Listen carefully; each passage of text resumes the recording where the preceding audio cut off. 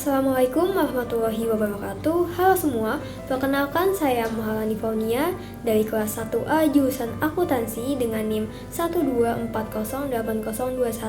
124028021030041. Di video ini saya akan menjelaskan cara menentukan fungsi permintaan dan penawaran. So let's get started.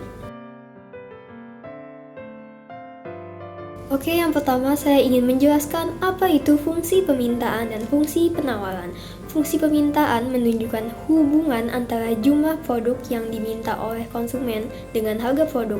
Sedangkan fungsi penawaran itu menunjukkan hubungan antara jumlah produk yang ditawarkan oleh produsen dengan harga produk. Grafik fungsi permintaan itu, gradiennya itu negatif atau miring ke kiri, sedangkan grafik fungsi penawaran, gradiennya positif atau miring ke kanan. Jika anggota dari tiap-tiap harga dan kuantitas dari permintaan dan penawaran diketahui, maka untuk mencari fungsi permintaan dan fungsi penawaran menggunakan rumus ini. Rumusnya adalah P dikurang P1 per P2 dikurang P1 sama dengan Q dikurang Q1 per Q2 dikurang Q1. P itu sebagai harga, P1 sebagai harga yang sudah diketahui 1, P2 sebagai harga yang sudah diketahui 2, Q sebagai jumlah barang, Q1 sebagai jumlah barang yang sudah diketahui 1, Q2 sebagai jumlah barang yang sudah diketahui 2. Lanjut ke contoh soal, ketika harga $2.000, jumlah barang yang diminta konsumen 160 unit, sedangkan yang ditawarkan produsen 150 unit. Ketika harga naik menjadi $2.400, jumlah barang yang diminta konsumen turun menjadi 120 unit, sedangkan yang ditawarkan produsen naik menjadi 200 unit. Tentukan fungsi permintaan dan penawarannya. Oke, dari soal kita bisa tahu bahwa P1-nya itu 2000, P2-nya 2400, QD1-nya 160, QD2-nya 120, QS1-nya itu 150 dan QS2-nya 200. Nah, di sini ditanya fungsi permintaan dan fungsi penawarannya.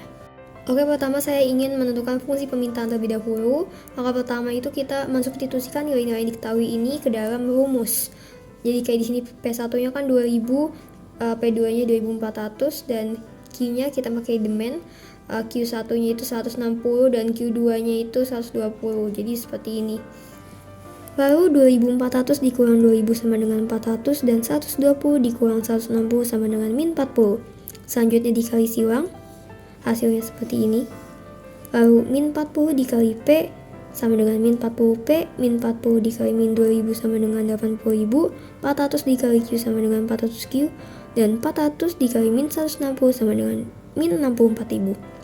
80.000 nya dipindahkan menjadi min, dan min 64.000 dikurang 80.000 sama dengan min 144.000.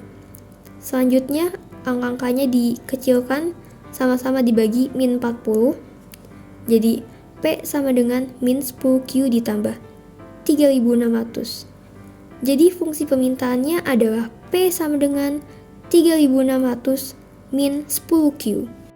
Oke, lanjut untuk menentukan fungsi penawaran. Rumusnya sama seperti fungsi permintaan tadi, P dikurang P1 per P2 dikurang P1 sama dengan Q dikurang Q1 per Q2 dikurang Q1. Lalu substitusikan nilai yang diketahui ke dalam rumusnya. P1-nya 2000, P2-nya 2400, Q-nya memakai yang supply, Q1-nya 150 dan Q2-nya 200. Lalu 2400 dikurang 2000 sama dengan 400 dan 200 dikurang 150 sama dengan 50. Setelah itu dikali silang, jadi seperti ini. 50 dikali P, 50P, 50 dikali min 2000 sama dengan min 100.000, 400 dikali Q, 400Q, dan 400 dikali min 150 sama dengan min 60.000. Min 100.000 nya dipindahkan menjadi plus, jadi min 60.000 ditambah 100.000 sama dengan 40.000. Lalu angka-angkanya dikecilkan, sama-sama dibagi 50. Jadi hasil fungsi penawarannya adalah P sama dengan 8Q ditambah 800. Jadi fungsi permintaannya adalah P sama dengan 3.600 min 10Q dan fungsi penawarannya adalah P sama dengan 8Q ditambah 800. Selanjutnya latihan soal, kalian bisa pause video ini terlebih dahulu untuk mengerjakan soalnya. Karena setelah ini akan diberitahu jawabannya. Oke, jadi ini jawabannya ya teman-teman. Apakah kalian menjawabnya dengan benar? Sekian penjelasan saya mengenai materi menentukan fungsi permintaan dan penawaran. Jika ada kesalahan dalam penjelasan saya tadi, saya mohon maaf. Terima kasih. Wassalamualaikum warahmatullahi wabarakatuh.